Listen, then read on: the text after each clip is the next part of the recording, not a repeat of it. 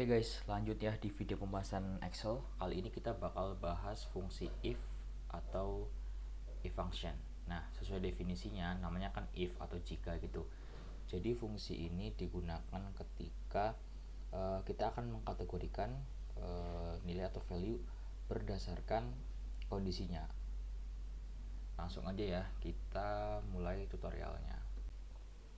Oke, di sini aku ilustrasikan pakai nilai ulangan harian kelas 12 IPA 1 yang terdiri atas 5 orang siswa ya, dengan masing-masing nilainya sekian dan nilai KKM-nya adalah 80. Nah, KKM ini adalah kriteria ketuntasan minimal atau nilai pembanding yang akan kita gunakan untuk menentukan mana siswa yang lulus dan mana yang tidak lulus. Kita akan pakai dua kategori nih. Sebenarnya kategori ini untuk pembanding aja nih, karena kita bisa menggunakan kategori lebih dari sama dengan dan kategori kurang dari.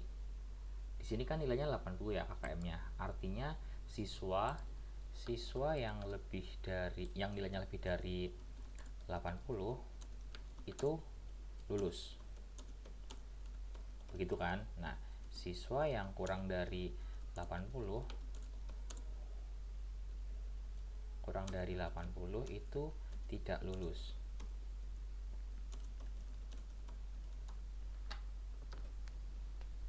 Nah, teman-teman bisa lihat sebenarnya di sini kan udah kelihatan ya mana yang lulus, mana yang nggak lulus. Cuman kan kita mau praktik nih penggunaan if function atau fungsi if untuk menentukan suatu kategori berdasarkan kriteria tertentu. Yang pertama kita pakai dulu kategori lebih dari sama dengan. Kalau lebih dari sama dengan berarti kita nanti memasukkan yang lebih dari sama dengan 80 itu lulus. Untuk kategori yang kurang dari, kita pakainya yang kurang dari 80 itu tidak lulus. Kita pakai dulu nih yang kategori lebih dari sama dengan. Teman-teman bisa input sama dengan if sel mana yang akan kita terjemahkan, itu kan yang B ini kan, B4 sampai dengan B8. Jadi kalian klik B4. Jika B4 lebih dari sama dengan 80, maka value if true-nya mana nih, kalian masukkan.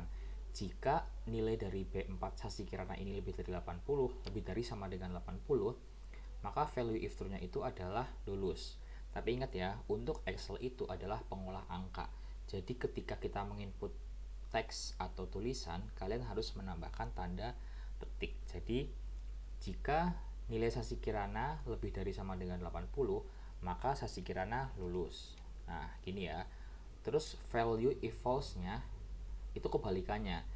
Jika sasi kirana nilainya kurang dari 80, maka kan dia nggak lulus ya. Kita input di sini tidak lulus. Oke. Terus teman-teman enter. Untuk yang ke bawah tinggal kalian drag aja ya. Maka akan menghasilkan kategori, yaitu yang tidak lulus adalah Antasena dan Antarja karena nilainya kurang dari 80.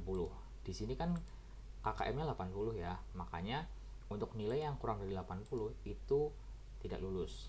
Nah, sekarang kita pakai kategori kurang dari.